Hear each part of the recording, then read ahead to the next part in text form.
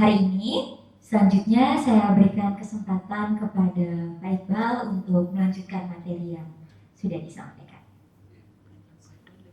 Ya, baik, Bapak Ibu, terima kasih atas kesempatan yang diberikan. Bismillahirrahmanirrahim. Assalamualaikum warahmatullahi wabarakatuh. Bapak Ibu yang saya hormati, di sesi kedua ini, kalau berdasarkan agenda itu sebenarnya kita kan perlu belajar ya, diskusi tentang pembelajaran mendalam. Tapi mohon maaf, memang saya menggunakan pendekatan yang berbeda. Namanya diferensiasi kan harus berbeda. Jadi kalau Bapak Ibu mau belajar tentang prinsip, teori dan sebagainya, sebenarnya sudah ada beberapa referensi juga sudah tersedia.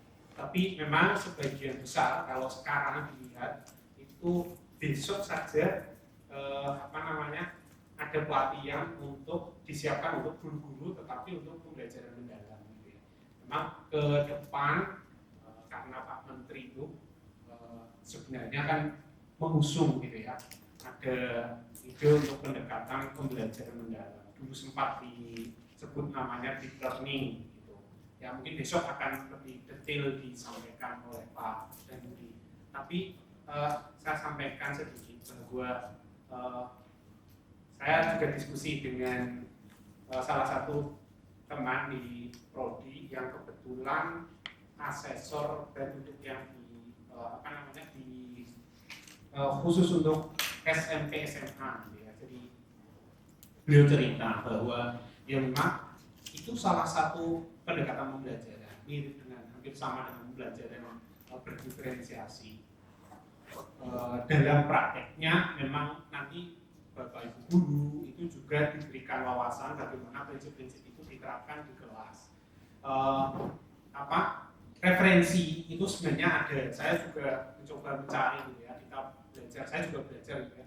Nyari yang nanti akan saya share itu yang saya dapatkan dari beberapa TOT yang sudah dilakukan oleh teman-teman, kemudian mendapatkan referensi dari beberapa narasumber gitu ya. Kemudian saya coba kumpulkan. Nanti kalau Bapak Ibu berkenan mau explore sendiri, silakan nanti biar bisa jadi bahan bacaan gitu ya. Nanti saya share saja linknya, Bapak Ibu bisa buka sendiri. Termasuk naskah akademiknya itu juga sudah ada di situ. Jadi naskah akademik untuk yang baik pembelajaran diferensiasi, kemudian pembelajaran mendalam itu juga ada, dan prinsip-prinsip yang harus diterapkan bagaimana. Tetapi yang saya ingin sampaikan sebenarnya di kesempatan kali ini itu saya ingin sharing tentang bagaimana praktik pembelajaran khususnya dalam pembelajaran matematika ya di kelas agar bisa itu tadi menganut prinsip diferensiasi itu sebenarnya juga termasuk di dalamnya adalah kontennya gitu ya. Teknik prosesnya juga perlu untuk kita variasikan. Kemudian bagaimana agar pembelajaran ini bisa menjadi lebih bermakna bagi anak-anak. Itu juga mesti harus ada inovasi yang kita tuntut untuk kita ciptakan dan kita kreasikan. Saya pernah cerita juga dengan mungkin yang dibaca di sini itu ada ya beberapa folder sudah ada best practice atau workshop yang diadakan untuk guru-guru SMA, sehingga setiap apel itu ada karakteristik termasuk RPP-nya, bagaimana mengembangkannya bagi yang dikembangkan oleh Bapak Guru pada saat ikut TOT. Tapi sekali lagi bahwa itu pasti bisa dikembangkan sesuai dengan karakteristik materi pembelajaran, termasuk juga inovasi kreativitas dari guru atau yang mengembangkan pembelajaran di kelas. Sehingga memang perlu untuk kita terus explore pendekatan ini akan positif pada saat kapan, kemudian kita perlukan seperti apa barangkali studi kasus yang seperti apa yang bisa kita kembangkan sehingga nanti bisa kita tularkan. Contoh-contohnya itu sebenarnya sudah beberapa ada gitu ya. Tapi saya disclaimer ini bukan materi dari saya semua, maka saya sampaikan bahwa ini ada beberapa referensi. Nanti saya share ke lewat Boleh ya, di saya share ininya linknya nanti biar bisa di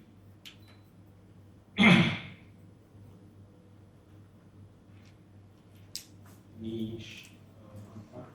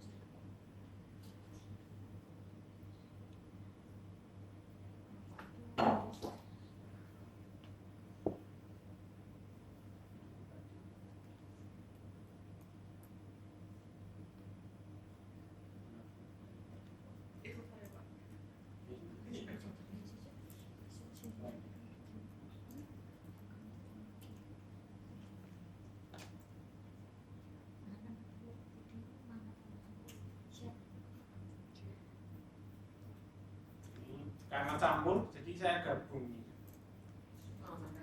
Ya, nanti kalau mau dipilih sendiri. Juga ada sudah beberapa kali kan itu ada request dari bapak ibu di sekolah. Iya. Bu, mau minta tolong ini kami diajari bagaimana terkait pembelajaran kendala ini. Mulai ada seperti itu. Kami kan pas itu udah mulai maret. Beliau itu meminta, tapi sebentar kok ibu ini kan masih dalam proses. Ya, oke, silakan kalau itu mau dieksplor. Jadi kalau saya share, tapi ini karena campur ya, ada beberapa naskah akademik, kemudian ada perangkat pembelajaran yang nanti biar bisa dibuka, kemudian buku yang pembelajaran berdiferensiasi juga ada, yang pembelajaran mendalam juga ada. Ini ada materi TOT juga, saya dapatkan dari beberapa narasumber yang kelihatannya besok juga ada materi untuk para guru itu ya, khususnya di Jawa Tengah. Saya tidak tahu yang di Jogja apakah ada kegiatan sendiri, mungkin lewat Pempartek atau yang mana saya juga belum tahu gitu ya. Tapi saya kira ini, jadi prinsip-prinsip pendekatan pembelajaran yang ada di USUM ini itu kan ingin agar pembelajaran yang diterapkan di kelas itu bisa diimplementasikan, kemudian dipahami dengan baik oleh siswa, termasuk juga mungkin bisa dipraktekkan ketika mereka berhadapan dengan dunia nyata. Kalau saya pernah cerita gitu ya di anak-anak ketika belajar, misalnya di matematika itu sebenarnya ada teorema yang terkenal namanya teorema Pythagoras. Pernah dengar mungkin teoremanya kayak apa? Tapi saya ceritakan sedikit itu ya, bahwa saya pernah ngamati tukang ketika mau mendirikan rumah itu pengen membuat fondasi agar siku-siku. Apa yang dilakukan? Saya awalnya mengamati saja loh, kok kenapa mereka perlu, ya dipikir perlu juga nih, kenapa kok harus siku-siku, saya tanya, kenapa kok harus dilakukan begini? Iya, karena kalau kita mau buat kamar, bikin fondasi itu harus memastikan fondasinya itu siku-siku. Sebab kalau tidak siku-siku, nanti dampaknya itu bisa ke keramik. Jadi mereka itu akan memperhitungkan bahwa nanti kalau nggak siku-siku, keramiknya itu bisa menceng gitu. Keramik itu kan harus siku-siku. Nah itu sudah dipikirkan. Terus bagaimana mereka mengukur, memastikan bahwa fondasi itu siku-siku? Yang paling gampang, mereka itu nggak pakai penggaris siku, ada tukang itu ada penggaris siku, tapi hanya ukurannya paling 30 cm. Padahal kalau 30 cm itu biasanya bisa panjang kalau hanya ukur dari sudut 30 cm. Terus apa yang dilakukan? Nah mereka itu gini, tetapkan satu sudut, terus tarik benang ke satu sisi sebagai acuan. Biasanya begini, rumah ini mau acuannya kemana? Oh kalau satu sisi ini sudah paten, artinya harus mengikuti ini. Biasanya itu batas paling luar, misalnya batas tanahnya gitu ya. di batas luar tanah itu harus begini. Nah kalau saya pengen membuat bagian dinding yang melintang ke sana, tegak lurus itu biar betul-betul tegak lurus, apa yang dilakukan? Buat benang gitu ya. Terus bagaimana ukur siku-siku? Ternyata itu tukang itu 2 orang, satu ngukur 3 meter dari sana ke sini pakai meteran kok, benangnya ditandai 3 meter. Terus apalagi? Narik benang dari ujungnya pojok sini, tarik ke sana, berapa meter coba? Ya, 4 meter ke sana, terus ditandai. Terus apa yang dilakukan? Ya, setelah ditandai garisnya itu, yang ini kan mandek, yang sana itu harus begini, ke kanan atau ke kiri kan? Ya, untuk menemukan sikunya. Itu ternyata ditarik dari ujung sini ke titik bekas yang 4 meter, dari 3 meter ke 4 meter, sepanjang berapa? 5 meter. Itu harus 5 meter, baru nanti posisi ini kan diukur begini ya. Jadi kalau kurang panjang berarti dipegangi. Terlalu panjang berarti digini. Itu kalau pas dibuat 5 meter, maka yang terbentuk adalah persis siku-siku. Itu sebenarnya ketika saya tukar, loh kok bisa ukurannya 345, kok enggak 456. Nah, tukang itu cuma jawab begini, yus pokoknya begini. Nah, ini. Iya, saya menyimpulkan bahwa sebenarnya tukang itu sudah memanfaatkan teorema Pythagoras. Saya nggak tahu maksud tukang dia nggak tahu bahwa itu tuh pemanfaatan dari teorema Pythagoras. Ini udah? Iya. Tapi yang seperti itu, coba ceritakan, hadirkan cerita seperti itu pada saat di kelas. Mereka akan menyadari bahwa ternyata ada teorema yang memang betul-betul bermanfaat itu. Nanti jadi tukang, jadi kuli bangunan pun memanfaatkan itu yang sederhana. Kenapa kok bisa seperti itu? Itu karena begini, ada namanya triple Pythagoras. Itu berlakunya teorema Pythagoras adalah begini. Kalau teoremanya begini. Teorema Pythagoras mengatakan bahwa pada segitiga siku-siku berlaku kuadrat sisi miring sama dengan jumlah kuadrat sisi siku-sikunya. Sehingga apa?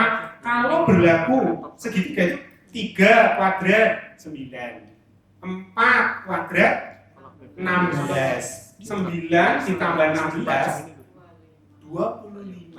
Kalau 25 di akar itu sama dengan 5, itu 3, 4, dan 5 adalah triple Pythagoras. Tapi tidak berlaku 4, 5, 6. Coba cek aja gitu ya. Nah, yang berlaku seperti itu triple Pythagoras sebenarnya sudah ditemukan dari sangat kuno itu teorema itu. Termasuk fakta yang paling mendasar dan bahkan itu menjadi kalau boleh dibilang di matematika itu di geometri adalah teorema yang paling fundamental. Ada teorema Pythagoras itu bisa ketemu ada namanya jarak Euclid. Sebenarnya juga dari situ gitu ya. Penurunan-penurunannya itu banyak sekali. Dan itu bisa ditunjukkan dengan sangat mudah kalau mau lihat bukti teorema Pythagoras gitu ya. Itu yang paling gampang, sederhananya jadi begini. Ternyata ini misalnya saya punya segitiga siku-siku ini loh. Terus apa? Buat persegi dengan sisi yang ini. Nah, ini. Terus buat lagi persegi yang ini. Nah, dengan ini sama ya. Maaf ini enggak cukup panjang ya. Terus yang ini juga. Ini panjangnya juga. Nah, ini kalau ini satu, ini 3 misalnya. Ini 3. Nah, kalau saya punya ini A panjangnya, yang ini B panjangnya, yang ini C, maka A luas pada persegi yang kecil ini kan A kali A, sisi kali sisi ya, yaitu A kuadrat. Kalau yang ini B kali B itu B kuadrat. Yang ini C kali C itu luasnya C kuadrat. Kalau berlaku pada segitiga siku-siku, itu pasti berlaku luasan ini ditambah luasan ini sama dengan luasan ini. Nah, itu bisa disimulasikan gitu. Pasti berlaku kalau dia segitiganya siku-siku gitu. Dan itu namanya bukti teorema Pythagoras. Kalau cek di internet, cari bukti teorema Pythagoras itu bisa sampai mungkin ada 100-an lebih. Cara menunjukkan sifat ini itu bisa dengan beragam cara, puluhan bahkan ada ratusan. Termasuk juga begini, kalau nanti bisa cek ya. Jadi gini, salah satu inovasi kalau di dalam media pembelajaran matematika, bukti teorema Pythagoras tidak harus begini ternyata. Kalau search di itu hasil-hasil contoh-contoh proofnya, itu ada yang begini, terus begini. Artinya apa? Setengah lingkaran, setengah lingkaran, setengah lingkaran. Kalau setengah lingkaran ini ditambah luas setengah lingkaran ini, itu akan sama dengan setengah lingkaran yang sebelah sana. Nah itu bisa juga ditunjukkan gitu, berlakunya sifat ini. Jadi memang ini contoh ya. Tapi mengenal teorema Pythagoras itu ternyata tidak hanya seperti ini. Maka kalau khususnya di pembelajaran matematika, menurut saya perlu agak ditingkatkan. Risetnya apa? Sampai ke pemecahan masalah. Pengalaman saya begini, kalau mahasiswa buat instrumen tentang teorema Pythagoras, mereka itu biasanya berhenti sampai dengan menunjukkan teoremanya saja, tetapi tidak menunjukkan bagaimana penerapan ini dalam pemecahan masalah atau problem solving.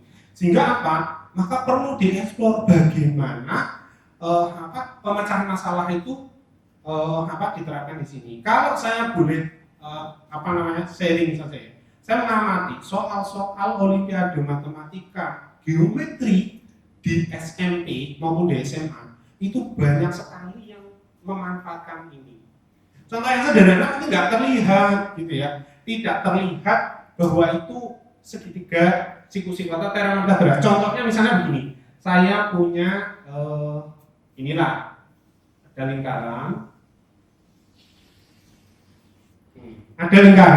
kemudian ada ini, terus kita buat lingkaran. Jadi ini ya, maaf ini lonjong jadinya. Jadi saya punya pipa, permukaannya seperti lingkaran besar. Kemudian ada pipa yang ukurannya sedang, yang diameternya sama dengan jari-jari pipa yang besar. Ada dua, jadi pipa besar, terus dimasuki dua pipa kembar begini. Terus kan ada jeda nih di sini. Di sini itu saya masukkan lagi pipa kecil yang ukurannya sedemikian sehingga masing-masing ini berpotongan tepat di satu titik, namanya kalau dalam bahasa matematika menyinggung. Jadi dua lingkaran bersinggungan. Jadi kalau di matematika itu tersinggung biasa. Kalau orang BK harus peka. Oh gitu ya. Peka itu juga biasa. Termasuk gini Bu. Jadi kalau saya biasa itu mau menyampaikan di kelas, saya itu datang ke sini membawa masalah. Nah itu kalau anak-anak itu biar apa? Di awal ketika berhadapan dengan soal matematika, kalau itu kita sebut sebagai masalah, kemudian anak-anak tidak fobia terhadap istilah masalah, itu mereka kalau dengan soal itu jadi enjoy. Nah ini tidak tahu persepsi saya benar atau tidak, tapi maksudnya begini, kalau ini kan sebenarnya kalau ada di sini orang hidup yang tidak memiliki masalah, hakikatnya itu kan semua orang hidup pasti punya masalah. Yang tidak punya masalah, enggak. Apa namanya orang apa? Enggak punya. Iya, jadi boleh ekstrimnya itu kan gila. Ya. Kalau dia itu masih waras, itu pasti merasakan ada masalah. Nah, tapi kan apa yang perlu diperhatikan ketika seseorang itu berhadapan dengan masalah. Kan itu. Jadi pembelajaran di sekolah, di kelas itu mestinya mendorong anak-anak terbiasa berlatih memecahkan masalah. Nah itulah kenapa matematika itu diajarkan tidak sekedar sekumpulan soal, tetapi ada pesan moral bahwa guru matematika itu harus mendorong siswa-siswanya itu terbiasa enjoy kalau ada masalah. Sehingga Pak, kalau berhadapan dengan soal tidak lari dari masalah gitu ya, tapi siap menghadapi. Tapi menciptakan mental begini itu nggak mudah diomongkan, tapi agak sulit. Nah maka caranya adalah apa? Seorang guru itu tetap harus membiasakan bahwa anak-anak itu terlibat, menyadari bahwa masalah itu biasa dalam hidup dan mereka itu harus dilatih berhadapan dengan masalah. Sebab apa? Ada satu penting juga bahwa seseorang itu kalau mau sukses, apa yang jadi ada doa orang, ya Allah berikan kesuksesan, tapi Allah itu akan memberikan apa kepada orang bersangkutan? Itu akan diberikan masalah, iya. So, kalau diberikan masalah, itu artinya dia itu akan berusaha ujian lah sederhananya begitu ya. Ya, jadi sekali lagi bahwa makanya di matematika itu ada namanya problem solving. Di problem solving, sebenarnya problem solving tidak hanya di matematika jadi di semua level itu ada namanya problem solving. Betul. Jadi semua ngajarkan problem solving skill. Kalau di matematika paradigmanya problem solving itu begini. Ini salah satu teori mengatakan bahwa problem solving adalah keterampilan seseorang dalam memecahkan permasalahan yang siswa itu belum pernah tahu strateginya. Sehingga apa? Siswa itu ketika berhadapan dengan soal atau berhadapan dengan masalah itu berpikir dulu, ini tuh cara menyelesaikannya apa. Biasanya, ini levelnya agak tinggi. Sebelumnya itu biasanya anak-anak itu diajarkan dulu, kalau ada soal begini, caranya begini, soal begini, caranya. Tapi menghafalkan cara menyelesaikan soal tidak cukup sebenarnya. Belum sampai level problem solving. Problem solving itu kalau anak berhadapan dengan soal baru, kok dia bisa menyelesaikan, mengembangkan sendiri solusinya, nah itu namanya problem solving. Nah, keterampilan itu mestinya harus dikembangkan. Makanya saya itu sebenarnya juga tertarik untuk meneliti bagaimana caranya ini itu dikembangkan di kelas. Jadi matematika ini kalau saya mencoba mencari referensinya tapi tidak nemu. Tapi di antara yang saya renungkan ada 4 poin ketika kita hendak mengajarkan matematika. Yang pertama itu belajar matematika itu tujuannya jadi untuk apa? Memang satu hal. Jadi kalau belajar matematika untuk apa? Dari TK ada, SD ada, SMP ada. Sampai kuliah ekonomi menghindari matematika ya ketemu matematika juga gitu ya. Ada juga ya. Tapi kalau dicari mungkin bisa juga ditanyakan ke dosen matematika aja nih apa tujuannya belajar matematika gitu ya. Jadi apa tujuan kita belajar matematika? Sebenarnya satu, mengembangkan cara berpikir. Mengembangkan cara termasuk kapasitas berpikir seseorang. Nah, kan sebenarnya pribadi manusia itu utuh. Selain fisik, itu kalau ibu olahraga jago banget itu ya. Itu kan juga keterampilan fisik itu dikembangkan. Tubuh anak berkembang itu perlu juga diolah, diasah. Tapi ada satu kemampuan juga, termasuk mental, itu juga berkembang, betul dan itu perlu ditumbuhkan. kapasitasnya perlu ditingkatkan. Benar tidak? Nah, yang matematika itu pemikiran seseorang itu juga perlu dikembangkan. Ini cocok banget ini ya. Sinergi. Psikis, Betul. Nah, matematik. Makanya saya itu kadang-kadang berpikir gini, guru matematika itu. saling melengkapi. Guru matematika itu sebenarnya juga harus mengembangkan keterampilan berpikir, gitu ya.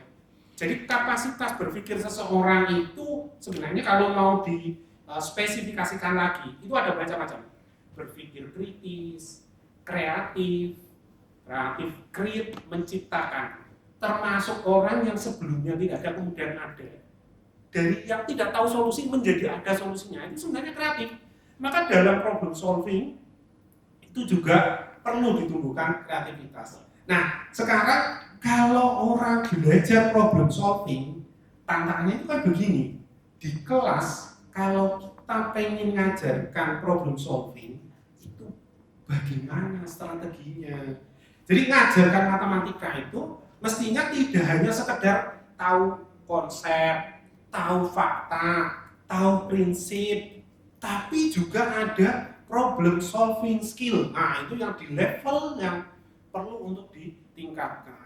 Nah, riset tentang itu juga berkembang. Makanya, ayo teman-teman yang tertarik dengan problem solving, ayo kita meneliti bagaimana cara mengembangkan problem solving di kelas. Kalaupun mereka itu, tentu kalau mau konteksnya berdiferensiasi, anak yang punya kemampuan bakat matematika lebih, bagaimana cara treatment problem solvingnya, itu juga perlu dipertimbangkan. Nah, nanti kalau yang menengah atau mungkin bahkan yang rendah atau slow learner, bahkan ada kalau mau dibuat risetnya silakan. Kemudian saya sambung lagi. Jadi problem solving itu salah satu. Ada yang satu menyebut begini, di pembelajaran matematika itu termasuk muaranya.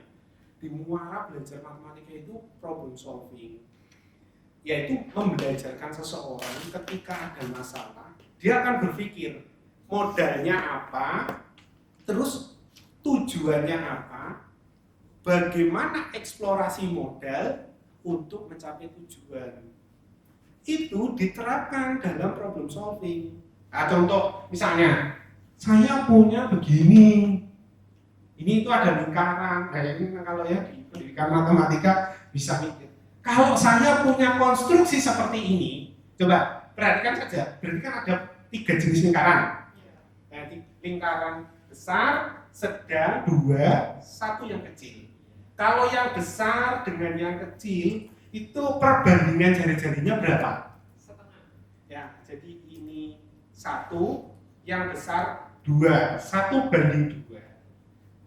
Nah, kalau yang ini yang besar dengan yang sedang.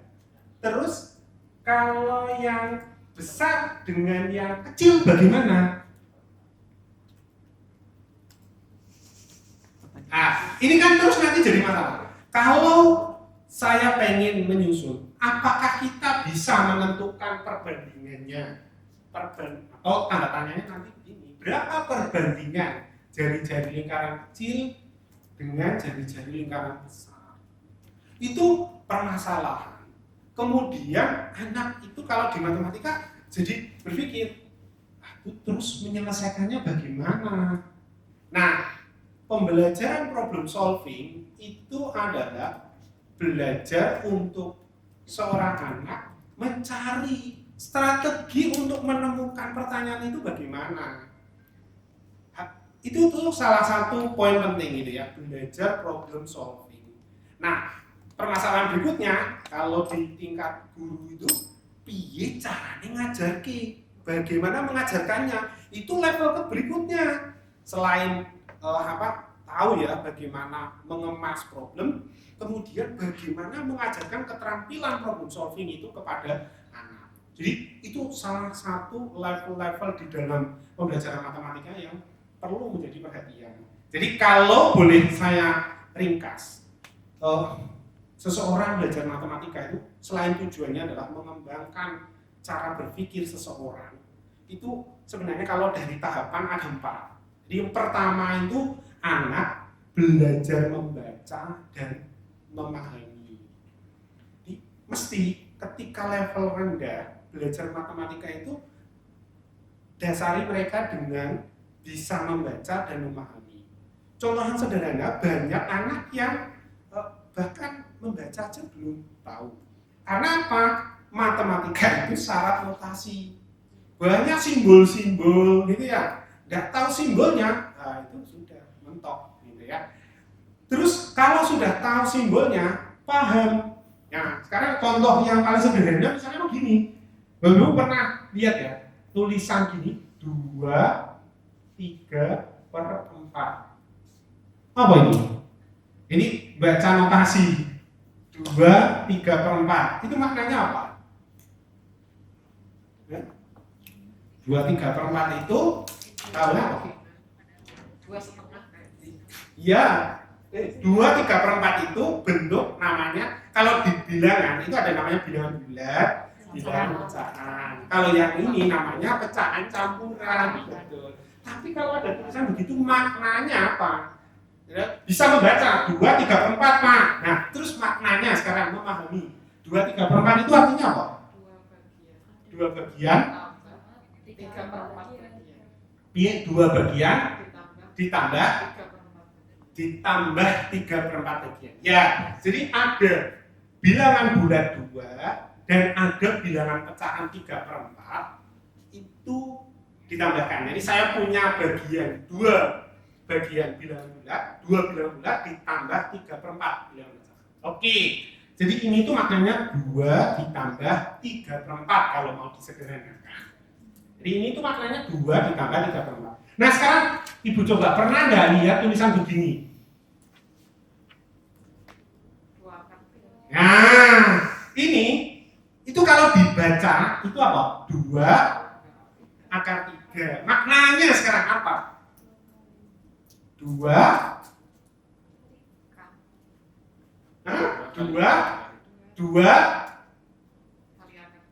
kali akar 3. Bukan ditambah akar 3. Hah? Ditambah apa dikali? Kenapa kok yang tadi ditambah sekarang dikali? Ayo oke. Nah ini contoh. Kita itu bablas ngajari, tapi kadang-kadang lupa bahwa itu sudah disadari belum oleh anak-anak. Itu loh. Dan ini banyak terjadi. Saya sudah pernah mencoba menanyakan ke Bapak Ibu guru. Itu contoh yang sederhana. Baru level apa? Membaca dan memahami. Jadi masalahnya begini, jangan Bapak Ibu ini terutama yang guru-guru matematika ini berkeyakinan bahwa anaknya sudah tahu itu. Pertama kali belajar ada notasi yang atasnya, ada notasi bawah. Yang atas maknanya A, yang bawah maknanya B. Ini saya tunjukkan itu betul saja ini, saya jujur. Banyak yang anak jadi kebingungan, merasakan bahwa itu kenapa kok matematika jadi kesepakatannya berbeda-beda begitu. Tapi masalahnya kita butuh anak-anak itu memahami bahwa notasi ini maknanya apa, ini apa. Kadang-kadang kan kita sudah intrinsik paham. Saya paham ini sudah tahu paham. Cuma masalahnya kita paham nggak bahwa anak belum paham. Itu. Iya. Jadi kadang-kadang guru-guru kita itu melewatkan hal-hal sederhana seperti itu sehingga apa seolah-olah anak-anak kita itu jalan baik gitu. Aku tahu, gampang, itu maksudnya gini ya. Kan Bapak sudah lulus S1 gitu. Lah, siswa SMP, SMA itu kan baru mengenal. Itu yang kita perlu agak ya menyadari bagaimana perasaan anak pada saat pertama kali belajar. Oke, nah kemudian yang kedua itu apa? Belajar berpikir dan bernalar. Ketika diberikan permasalahan, mulai mikir. Kan tadi saya tanya itu mesti mikir ya. Terus piye carane? Nah, itu mesti mulai berpikir. Nalar itu ada namanya reasoning. Itu juga dikembangkan. Anak-anak itu kan kalau diberikan juga tahu ya. Anak itu perlu dikembangkan proses bernalarnya. Di matematika itu juga dikembangkan. Jadi tugas guru matematika itu memang jadi berat. Iya. Iya caranya ngembangke mereka biar bernalar. Maka kuncinya ketika pembelajaran di kelas itu harus berupaya meningkatkan, melatih mencoba mengembangkan proses bernalar mereka. Lewat apa? Pertanyaan-pertanyaan. Kalau begini bagaimana? Kalau begitu bagaimana? Benar nggak begini? Benar nggak begitu? Dan seterusnya. Banyak bertanya. Sehingga apa? Mereka nanti akan terbentuk. Oh, nalar. Karena apa? Proses itu berkembang. Berpikirnya seseorang itu berkembang. Bernalarnya seseorang itu berkembang. Nah, kan mungkin Bapak Ibu bisa membedakan kalau yang punya anak beda usia ya, kakak adik itu kan mereka itu proses bernalarnya itu nggak beda. Yang lebih besar mesti bisa lebih mudah menerima alasan-alasan dan seterusnya. Nah, jadi yang kedua itu berpikir dan bernalar itu thinking and reasoning. Kemudian yang ketiga itu problem solving. Nah, itu tadi yang saya sampaikan. Jadi ada mathematical problem solving. Nah, yang keempat, ya ini yang tidak kalah penting sebenarnya, itu communication. Ya, jadi mathematical communication itu sebenarnya bagian penting. Kita itu banyak berhadapan dengan anak cerdas, matematikanya pintar, bisa kerjakan cepat. Tapi ketika mereka diminta untuk nulis, itu, nulisnya Bu, gimana caranya? Jadi makanya itu Bu Wamen kita itu cerita bahwa di Harvard itu ada satu mata kuliah yang harus diikuti oleh semua, yaitu apa? Menulis. Betul. Nah, di Indonesia itu, saya mohon maaf ya, kemampuan writing, menulis. Karena untuk bisa writing itu memang anak harus punya ide. Nah, writing itu ya bahasa Indonesia juga, termasuk yang matematika itu juga. Jadi tugasnya guru matematika ini bukan hanya bahasa Inggris toh. Jadi kita itu bertanggung jawab juga ngajarkan anak-anak kita bagaimana menulis. Sebab apa? Ini contoh sederhana. Jadi mathematical communication itu kalau boleh ditanya, jadi di matematika mesti kan dituntut berkomunikasi. Tapi komunikasi apa yang paling dituntut di dalam matematika? Kalau Bapak Ibu mungkin ada lisan, tulisan, ya enggak? Kalau bahasa Inggris mungkin sering ulangan Iya, oral, ya enggak? Ada diminta cerita, kemudian apa. Tapi kalau matematika itu jarang, Bu. Ayo, besok ulangan wawancara. Udah, ya enggak? Betul. Yang ada adalah, Bu, yang ada adalah Bapak Ibu ngajar, habis ngajar, kayak soal, tapi soal tarik kertasnya, terus nilai itu dari kertas, ya enggak? Ya padahal kita belum punya tanggung jawab untuk piye caranya anak bisa menulis, ya, mengungkapkan ide gagasan dalam bahasa tulis. Dan itu bagian penting juga. Nah, makanya kalau saya itu sharing dengan Bapak Ibu guru ya di sekolah itu, saya wanti-wanti pesan banget, Bapak Ibu tidak ngajarkan matematika itu juga perlu bersabar, ngajarkan anak untuk bisa nulis di kertas itu penting. Kalau anak itu hanya, ya ini mohon maaf, ini salah satu poin penting ketika mengembangkan media pembelajaran online, harus juga memperhatikan keterampilan writing. Jangan sampai anak hanya klaklik-klaklik jawaban, ketika diberi kertas sudah kayak wayang tidak digerakkan dalam. Kan gini ya. Ya. Jadi maka saya itu membiasakan. Makanya saya itu datang sini. Pokoknya kalau saya hadir di kelas, saya harus nulis itu, pegang spidol, raketan cerita-cerita begini saja gitu. Tapi saya membiasakan. Bahkan kalau ekstrim, saya itu dulu ketika ngajar pertama kali, kuliah pertama itu semester 1 kalkulus, dosen saya beliau itu Pak Kutim itu kalau ngajar mesti anaknya suruh maju. Kalau suruh maju, kurang 1 titik saja itu mesti diingatkan. kurang 1 titik nilainya kurangi 1 gitu. Selalu begitu. Artinya apa? Kita itu dibiasakan sampai titik koma itu, dan itu akhirnya tumbuh. Ternyata dari beliau saya terinspirasi. Ternyata menulis itu penting, dan saya membiasakan akhirnya sampai sekarang. Suatu saat saya itu ngasih pelatihan di kelas guru-guru itu. Wah, begitu saya nulis, wah langsung ada yang ikut. Wah, Pak Koti. Itu artinya apa? Karena beliau itu juga dulu muridnya dosen saya, pernah diajar. Terus apa? Lihat bagaimana cara menulis begitu. Saya belajar dari beliau. Jadi saya terinspirasi dari dosen, kemudian saya praktekkan dan saya membiasakan, saya tularkan. Termasuk kalau mahasiswa saya minta untuk maju ke depan, itu walaupun hanya kurang titik, kurang apa, saya berusaha mengingatkan terus begitu ya. Masalah nanti mereka mau mempraktekkan saat ini atau kapan waktunya terserah. Yang penting mereka pernah mengetahui bahwa yang benar seperti apa. Itu memang tidak mudah mengubah sikap gitu ya. Lagi ketika seseorang itu, ini terutama di matematika, yang paling sering terjadi itu kalau boleh diamati. Jika nanti kalau Bapak Ibu punya putra, cek saja buku catatan matematikanya. Jadi kalau Bapak Ibu punya anak, cek buku catatan matematikanya. Kalau buku catatan matematikanya itu banyak, itu artinya dia itu di kelas diajari sama gurunya nulis. Itu pasti. Karena apa, biasanya anak itu paham tidak paham, apa yang ada di papan tulis itu dicontoh ya. Tapi itu bagian penting. Daripada ya gurunya hanya banyak ngomong, nulisnya singkat-singkat, akhirnya apa? Anak ngerjakan soal, itu 5 ditambah 9 sama dengan, nah ini nulisnya, nanti bisa begini. Dan itu terjadi. Misalnya gini, 5 ditambah 9 sama dengan berapa?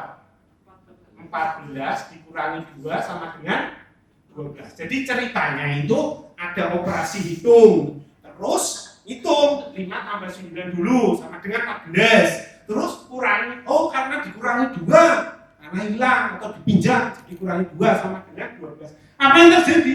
Nanti nulisnya 5 tambah 9 sama dengan 12. Nah itu yang keliru. Dan itu terjadi. Itu karena apa?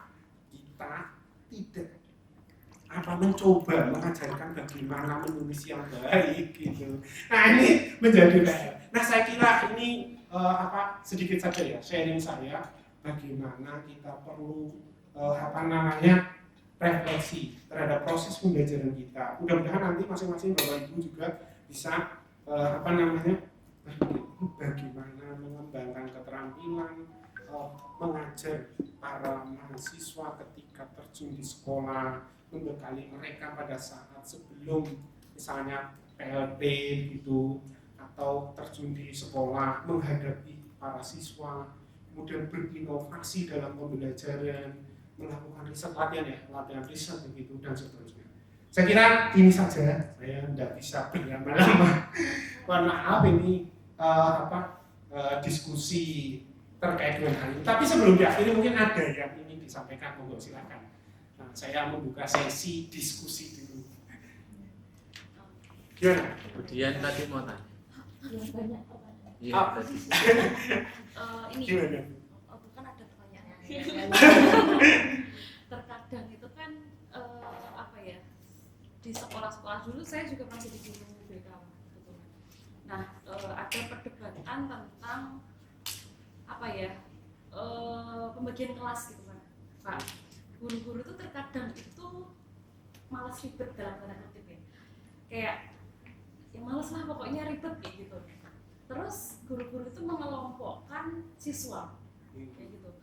Dikelompokkan berdasarkan kemampuan gitu kan. Saya sebagai guru BK kadang itu sering dicurhatkan kalau kita tempat curhat ya Pak ya. Tempat samanya siswa itu kan. Itu kadang merasa anak itu merasa dibedakan, kok aku tuh di kelas ini ya Bu gitu. Aku kan juga mau di situ gitu. Akhirnya terjadi keributan kayak gitu. Keributannya itu bukan cuma di siswa tapi di orang tua paling gak terima dong anaknya. Wah, anakku ditaruh kelas ini, emang anakku sebodoh itu gitu. Kasarnya seperti itu. Padahal niat baik gurunya adalah biar lebih mudah untuk kita lari gitu. Apalagi di Jogja itu kan sekarang banyak kelas olimpiade lah, kelas apa, kelas olahraga, kelas reguler, kelas nafis, itu semua kan dikelompokkan gitu kan.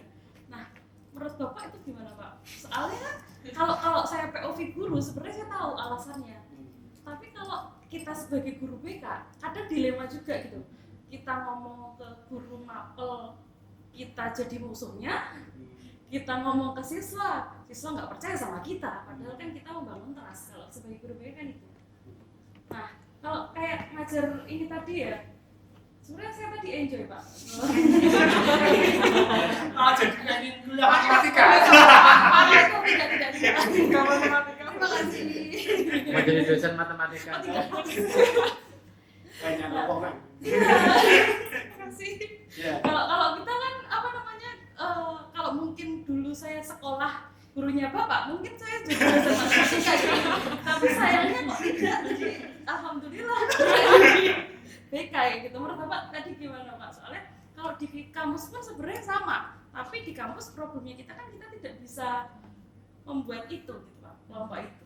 Ya, jadi pengelompokan itu ya. Jadi Ya. antara kelas homogen atau kelas heterogen. Oke. Ya, itu memang ada plus minusnya. Di satu sisi, dari sisi guru mungkin bisa membuat kelas yang homogen dalam satu kelas sehingga pembelajaran bisa menyesuaikan klasikal dengan lebih baik. Tapi itu tadi sudah ada dampaknya kan?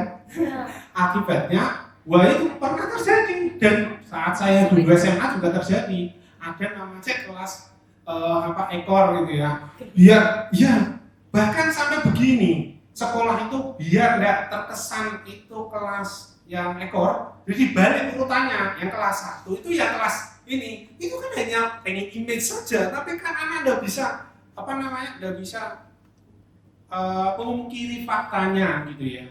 Penamaannya dibalik, yang kelas 1 itu yang dari bawah gitu ya, terus sampai A misalnya ya, A-nya itu dari bawah. Tapi ya itu dampaknya jadi seperti itu. Makanya juga ada pendekatan lain yang begini. Jadi kalau pengen sekolah itu punya kelas unggulan, ciptakan satu, yang lain dibuat merata. Ya, kalau pengen membuat kelas unggulan misalnya, ada kan yang misalnya dalam satu sekolah, kemudian oke, kita komitmen membuat kelas unggulan, tapi kompetisi secara sehat. Karena dikompetisikan, yang lolos ya sudah masuk unggulan, yang lain nanti akan dibuat rata. Sehingga memang kan stigma positif akan tidak memiliki dampak, justru bisa meningkatkan semangat belajar. Nah itu tadi dampaknya kalau sudah tercap negatif kan bisa jadi bumerang bagi anak juga, selain juga beban gitu ya, mental terutama kan, wah ini jadi begitu ya. Saya kira itu memang kebijakan yang perlu di sekolah atau gimana? Kalau waktu itu di sekolah Pak, Iya. di sekolah akhirnya kan ya udah kita mix lagi kayak gitu. Ya. Ada ribut ya. Tapi kalau kita di mahasiswa kan kita nggak bisa Pak, kayak gitu. Iya, ya itu kalau itu kan menyangkut kebijakan ya dalam pengelolaan kelas, barangkali ya strategi nilai plus dan minusnya itu tadi. Tapi kalau pengen membuat kelas unggulan kemudian itu disepakati ada treatment khusus gitu ya. Karena memang kadang-kadang kan pengelolaan siswa berbakat itu penting juga kalau bagi sekolah ya. Tapi kadang-kadang begini. Jadi kalau kayak tadi kelas olimpiade gitu ya. Sebenarnya kalau mau ada yang praktik bagus itu di SMP 8. Saya pernah berkunjung ke betul ya? Jogja. Ya, SMP 8 Jogja seingat saya.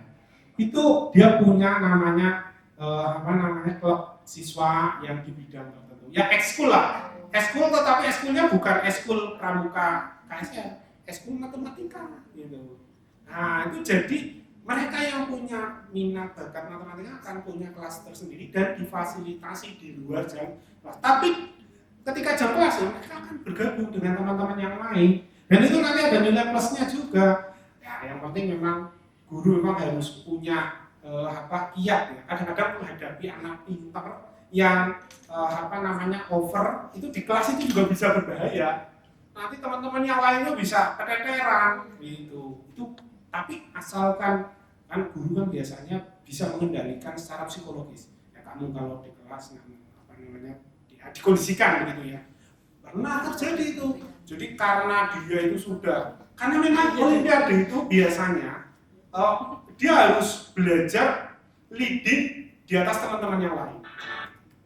Ya itu begitu. Terus ada lagi mungkin? Terima kasih Pak. Oh iya. Gimana? Ada pertanyaan? Jadi MC. Oh iya. Apa? Izin bertanya Pak Oh. sebenarnya. Boleh kan? Boleh. Double job. Jadi ini sebenarnya sharing sih Pak sebenarnya, karena dulu waktu saya SMA itu pembagian kelasnya sama yang kayak diceritakan ibunya. Jadi di sekolah saya itu ada kelas unggulannya kayak gitu. Terus jadi kelas unggulannya itu dicampur Pak. Jadi kayak ada anak yang misalnya dia berbakat nyanyi dimasukin di kelas itu, yang bakat matematika di situ, terus kemudian yang public speakingnya bagus di situ. Tapi malah bukannya berkompetisi baik, malah jadi nyerang satu sama lain Pak. Jadi kayak sebenarnya saya juga kayak mungkin maksud dari sekolahnya bagus, tapi mungkin ketika pelaksanaan di kelasnya jadi bagaimana ya, tidak ada yang sistem yang mengontrol anak-anak di situ, sehingga kalau misalnya aku menang olimpiade aku lebih pinter dari anak-anak yang lain, kalau misalnya aku menang ini aku lebih pinter dari anak-anak yang lain. Jadi tetap apa ya Pak, jadi tolak ukurnya itu kemampuan matematis. Jadi walaupun teman-teman yang lain ada yang pintar public speaking atau yang memang menang olimpiade atau lomba-lomba lain yang tapi bukan matematis, itu dianggap kamu masuk kelas pintar tapi kamu gak pintar gitu. Jadi kayak cuma cerita itu aja sih. Tenang saja. Jadi yang anak-anak yang pintar matematika itu belum tentu menjamin bahwa dia itu pintar di segala hal. Iya. Betul. Jadi oke. Enggak, tapi menarik itu. Artinya begini, bahwa matematika itu tidak menjadi barometer kesuksesan seseorang gitu. Banyak yang orang sukses itu ya tapi memang dari bakat nyanyi, nari gitu ya, olahraga banyak banget itu atlet-atlet itu di UNES itu ada sekolah yang kelas khusus untuk atlet, jadi mewadahi atlet biar mereka itu tetap bisa kuliah, biar mereka tetap bisa sekolah gitu ya. Jadi atlet pun diwadahi, termasuk yang kalau bank itu kan juga ada bank terima tapi jalur atlet itu kan banyak sekarang. Jadi artinya apa? Talenta seseorang itu memang beragam. Nah ini kita bicara ya di matematika itu kan memang ada seseorang yang atau anak yang punya bakat di matematika. Nah ini pentingnya Bapak Ibu guru yang ada di persiapan pendidikan matematika itu kita juga perlu siap untuk bisa mengembangkan potensi mereka berkembang lebih besar lagi. Nah terkait dengan tadi pengelompokan kelas, kemudian yaitu dinamika ya di dalam kelas itu biasa anak bersaing, apalagi kalau sesama-sama anak pintar itu ya ada yang betul kalau sudah ikut olimpiade, ikut pelatihan, terus nggak mau ngerjakan soal, guru yang lain itu terus jadi protes gitu ya gitu biasa terjadi. Nah itu memang kalau di dalam pengelolaan kelas tentu wewenang pimpinan, artinya kepala sekolah itu punya kebijakan tertentu yang harus bisa mengakomodasi semua semua stakeholder lah kalau kita kenal. Jadi baik guru, siswa, orang tua gitu dan seterusnya. Sehingga apa? Ya memang untuk misi atau visi sekolah pengen apa, tentu kepala sekolah punya kebijakan. Kalau pengen modelnya buat kelas muda, ya silakan. Kalau strateginya pengembangan siswa berbakat itu lewat eskul, silakan. Atau membuat bimbingan terstruktur, misalnya guru yang memprogram kegiatan-kegiatan tertentu, itu juga banyak dilakukan. Dia ada misalnya namanya IGMP misalnya ya, guru saat sesama guru mapel dalam satu sekolah itu memilih siswa berbakat kemudian dibimbing sehingga mereka bisa berkembang dengan optimal. Contohnya adalah itu tadi dosennya Bu Nela, Pak Nanang. Ya, saya kenal beliau Pak Nanang itu dari sejak SMP bahkan. Jadi saya tahu dia itu dari SMP 2 Temanggung. Anak Susianto itu dosen UGM.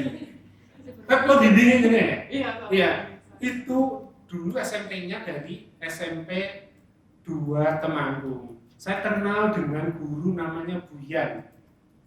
Buyan itu sudah pensiun, tapi di sana dedikasinya untuk ngajar matematika luar biasa. Kalau saya tanya Pak Nana itu ya, kalau ditanya ibunya siapa mesti menyebut Buyan. Dia itu anak angkatnya Buyan. Nah, Buyan itu punya namanya Puskesmas Matematika.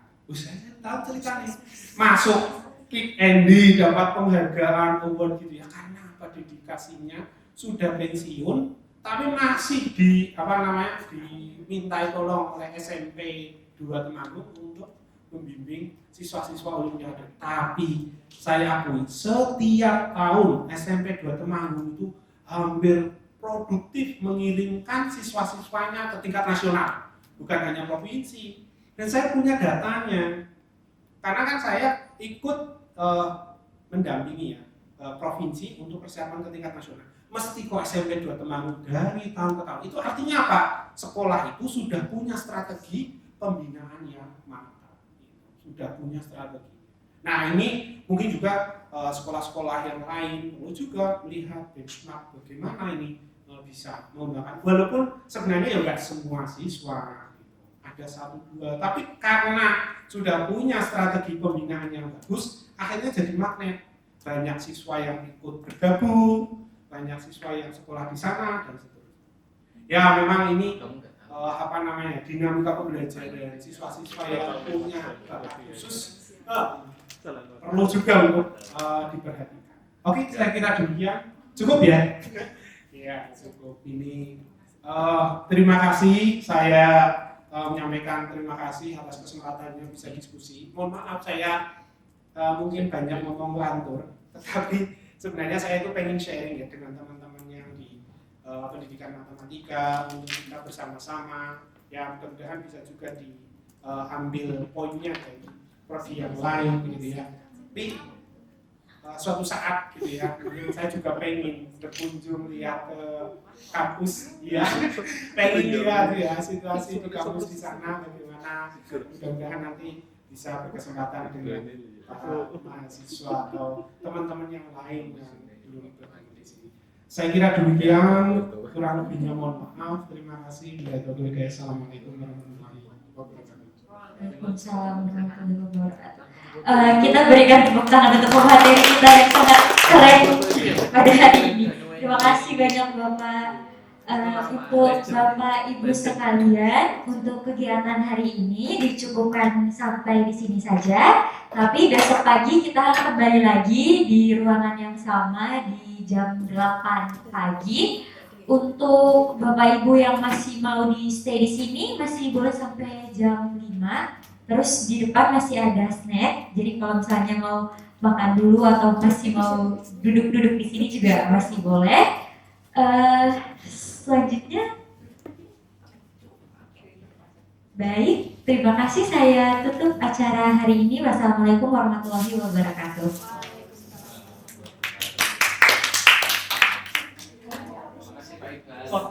Terima kasih. Terima kasih Pak. Terima kasih Pak. Terima kasih. Antar betul.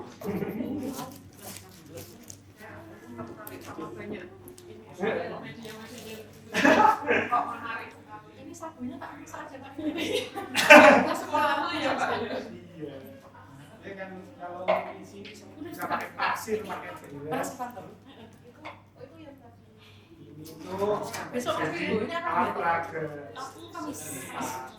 Jadi sifat luas trapesium itu kan bisa Oh. jadi Ini kayak main. kan itu Ayo Mbak mainan. ada yang apa namanya tadi jadi anu apa namanya ada media ada petunjuknya ini sekilas ini. Oh dari dosen. Ini sering diaktifkan. Oh ya Pak ya.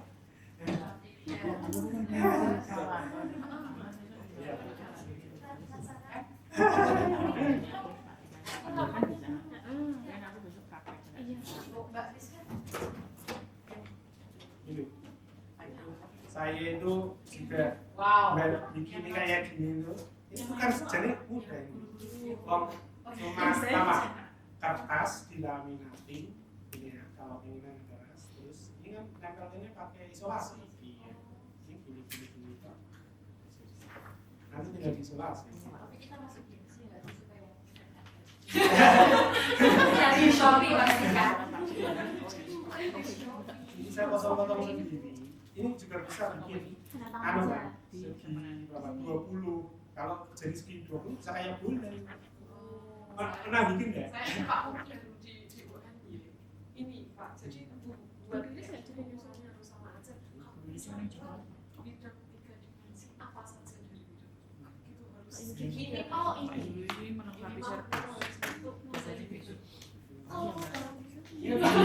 Apa orang UN ini? Tidak ada.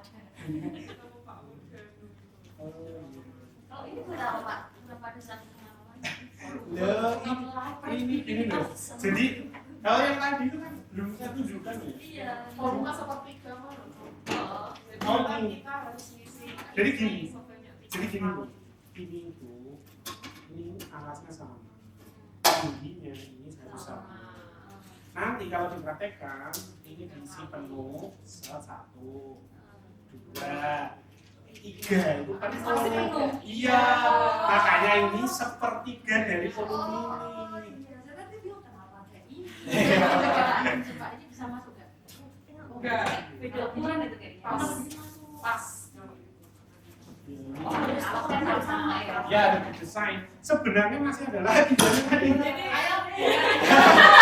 Mau main apa dulu? jadi ini tuh juga berguna jadi ada bulan nanti ada Oh iya, hubungan ini dengan bulan Aku difotoin tapi kayak gini lucu ya. ya Nanti kirim ya. jadi bulan itu juga bisa ada kaitannya dengan ini dan ada kaitannya dengan ini Apa Ini. beda? 4 Iya. 4/3. Nah kalau mendapatkan 4/3 PR pangkat 3 itu bagaimana?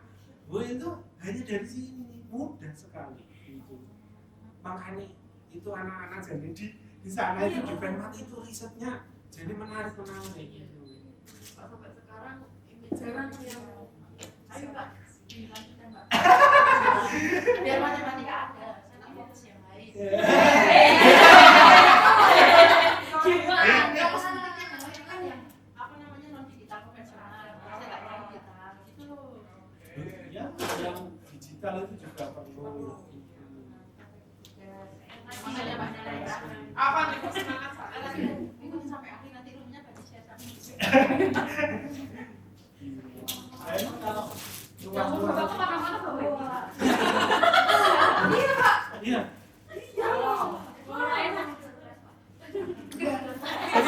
Saya tuh kalau ngajarkan ke bapak ibu guru SMP, saya jelaskan. Ya ada gambaran Pak. Tapi bener loh, maksudnya kita jadi tahu alasannya kenapa seperti itu gitu. Harusnya tuh kan dijelasin. Tapi kayak dodolan Disusunin rumus. dolanan sing nang arep kan. Kelingan ora? Iya, Bu. Iya, Pak, sopan, Pak. Tadi saya bilang sopan berusaha. Oh, apa? Saya jadi. Nanti ada dosen lain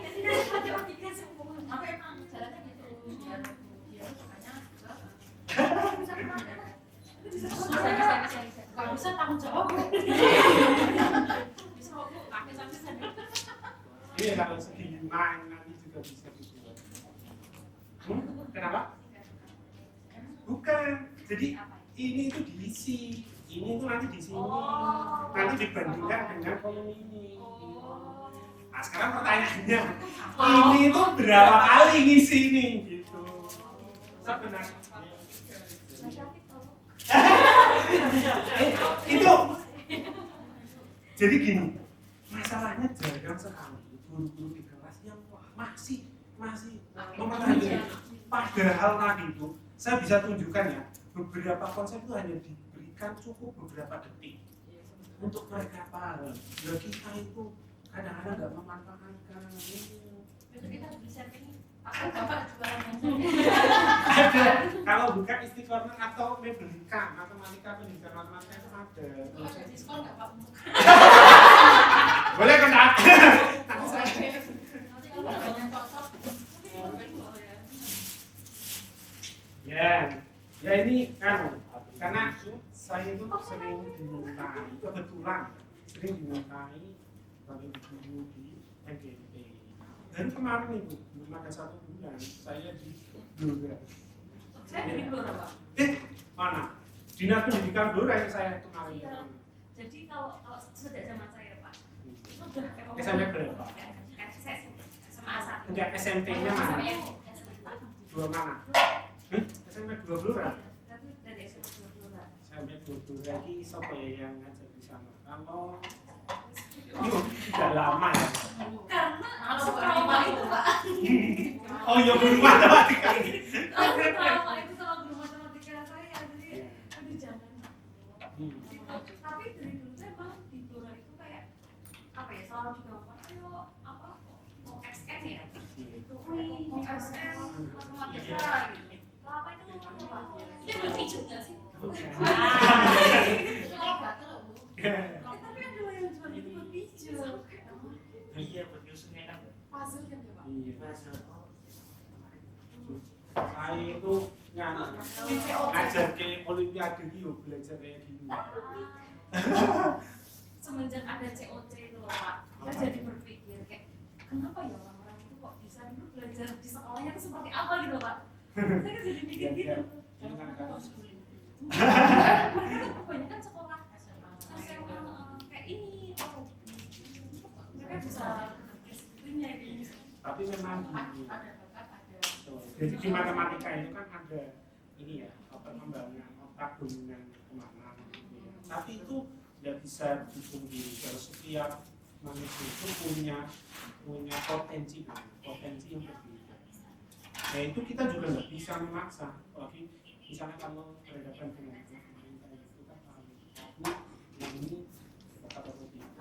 Ya penemuan terhadap potensi anak itu Ya cuma peraturan yang kita melaksanakan menggunakan Kita sudah nambah Zoom. Aku sih mau, aku mau cerita akhir ya.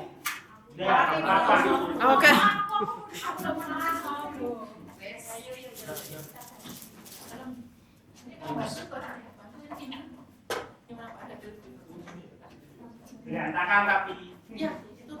Ya tapi kalau berantakan itu berarti saya dipakai Pak. Iya, lah itu apa namanya kalau saya ngajar Olimpiade sama anak-anak itu loh. Yang begitu, wah dimain-main sampai pada protol sekolah. Jadi terlalu over. Apa sih Pak? Ya saya tuh kadang-kadang kalau ke anak-anak gitu ya, itu juga mereka kan cukup butuh ya permainan. Dan matematika itu tidak sekedar bodoh.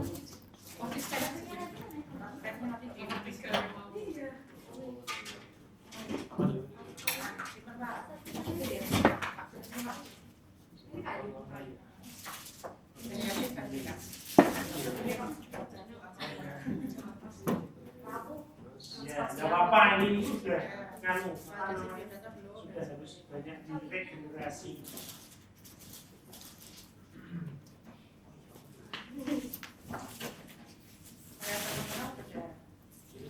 Ya jangan gitu juga apa. Oh yang dikasih Saya kita fenomenal saya.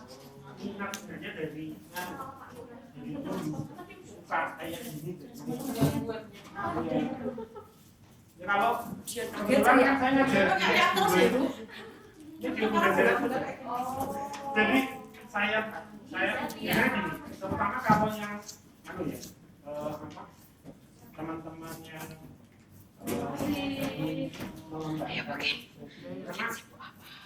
ngabseni ujian. Bu PPL ki berarti kan lain sama kalau kayak sudah campur-campur ini kalau sudah dipakai kan terus nanti kan duluan mana? Kita sampai satu setengah. Juli akhir. Iya sudah tekan. Apa Bu kita itu apa di plotting kayak gede-gede gitu. Ya nggak tahu kalian tunggu aja. Kalau KPL kalau semuanya satu sekolah dia sekolah kan dia tetap diplotting 3-3 atau 2-2. Iya per prodi ya. Aku Kayaknya nggak butuh sekolah. terus Yo yo jo. Oke Rabu. tetap diplotting 9 sekolah. 9 sekolah 4 prodi. Mana pertanyaan mana Bu soal mahasiswa? Ya kuwi apa kok belum plotting Bu? Ya mungkin ngerti iki sabar gitu. Ini kan desainnya kan pas pembekalan. Iya. IG-nya kan UPPL itu kan. Oh. Nah, kuwi sedora arti kok kuwi di IG FKIP enggak ada Bu. Lah IG ini lho beda. tadi itu saya Tapi pikir biasanya ruangannya desainnya besar. pembekalan orientasi. Jadi saya Wis tak sudah kono bawa iki sih wis tak nonton ning UPL. Wis pokoke nonton ngono mongko abete ning saya kono. itu kalau ngisi Terus jawabannya latihan kuwi. dulu, saya Wis sih. bawa ini Wis kuwi tok. Mongko nek ngono nek kono ki meneh. bisa sama Oke, sip. kayak Dia nomor-nomor, pengajian Pak. kayak- Malah bocorke. Iya. Udah diprotein udah gitu tapi nanti nggak nyerahin gitu aku malah tekan up ID nggak ketemu Jadi kan Kemudian namanya bagian Jadi, ya. sini kan dari dari parah gitu apa sih?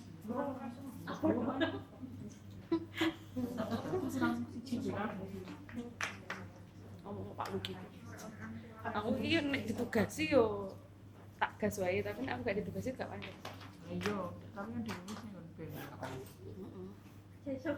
LKMM bareng sih LKMM bareng karo sing KKN Padahal bareng wis yang siang tuh udah keluar lagi Sudah tak tahan. itu kan loh Pak Sudah. Bu bawa sangu ya boleh Makasih ya Bu. besok Tapi Saya kabur. Kamis. ada kayak marketing ya? nyusul ya apa-apa Nanti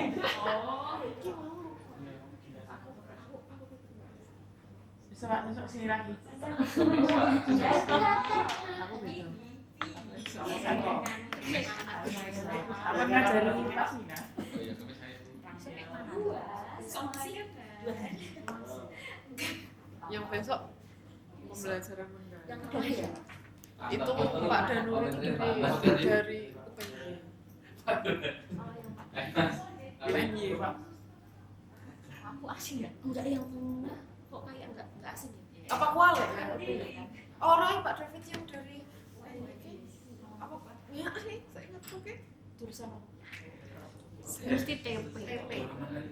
Jadi Pak, ini set. Dian Bapak nggih. Maaf Desi Ratnasari nih Pak. Ya Kak. Aku bisa kan banget aku bisa masuk ke situ. Makan. Fisik guru-guru tulanan banget. Pestanya Pemak. Kalau pamit dulu deh. Bapak apa lu? Bisa goreng ini.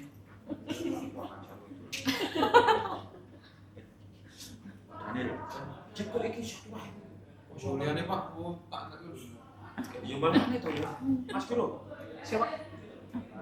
Ya wis, nggih. Ya wis dapat Oke dengan. Pak, siap. Dengan. Habis ini terakhir next tuh. Ikut bugin. Warak tenan aku. Iki pestane Pemak teh.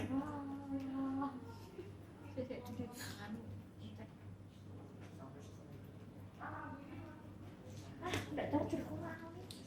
Balik aku. Nah, toh. Tak warak nganu Bu nek orang masak meneh.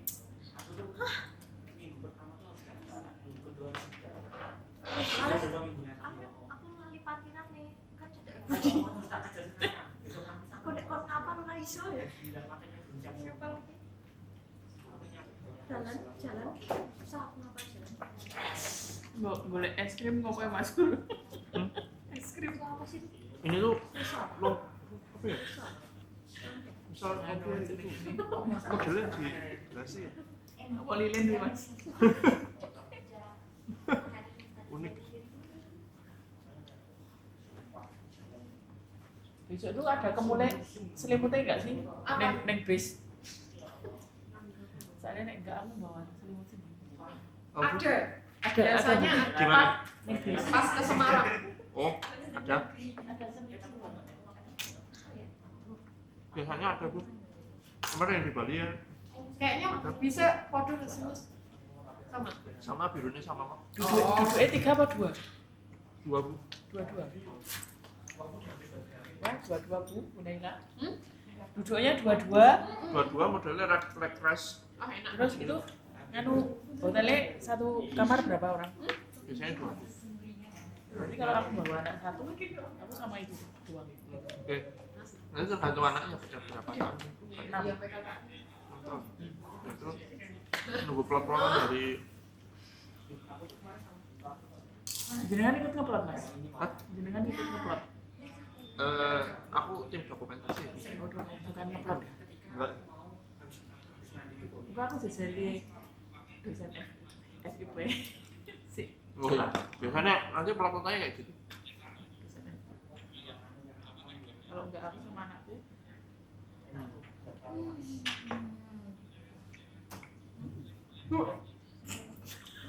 Aku itu anak Bu.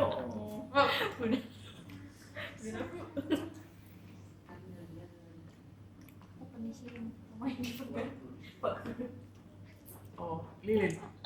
Coba lilin.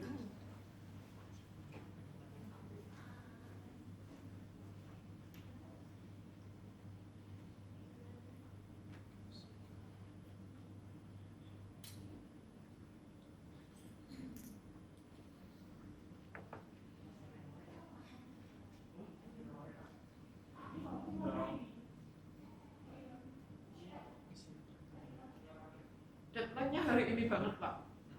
Oh. Yes. Oke.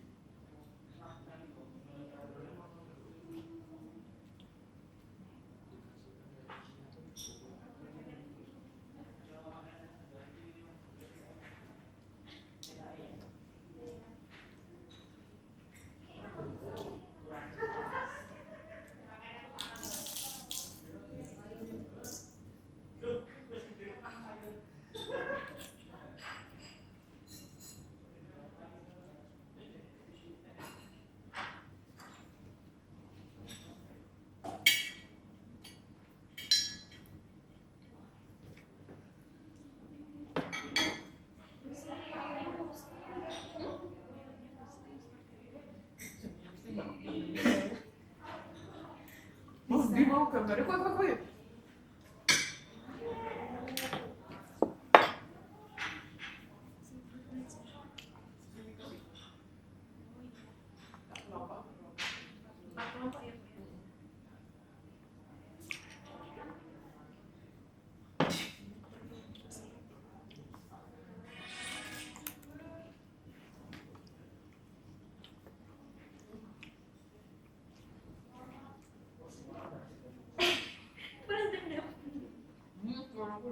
Itu lebih monopoly lagi.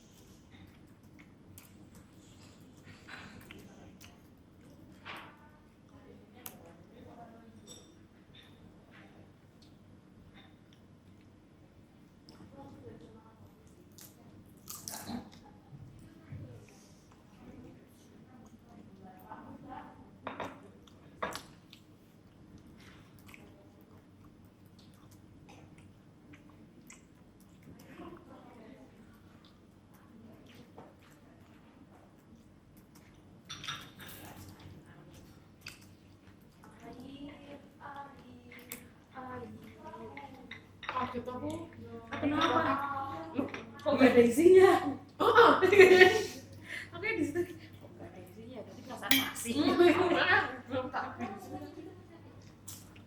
ternyata diisi ulang Masuk ulang. aku beda wontong sama pangsit Semua kayak pangsit kalau pangsit kalau yang digoreng pangsit kalau dimsum itu nggak digoreng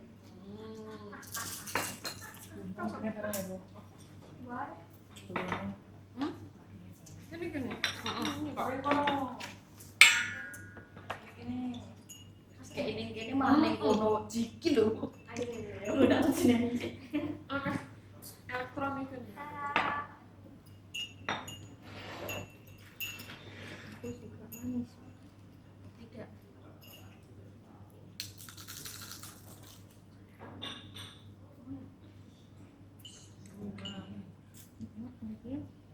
Yang kopi itu enak ini apa ini yang punya aku punya aku tahu yang bukan Halo, Ma. bukan kamu kan Adik wis kasih jemput urung ya? Adik wis nang kono.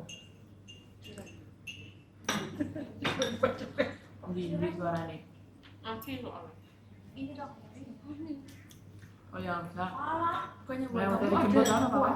kuahnya apa ya bu Saya itu buat aku kayak gitu. iya kan ada kuahnya kan Dadah ya, pulangnya ya. Assalamualaikum. kuah kecil pempek cukup Cukup gue.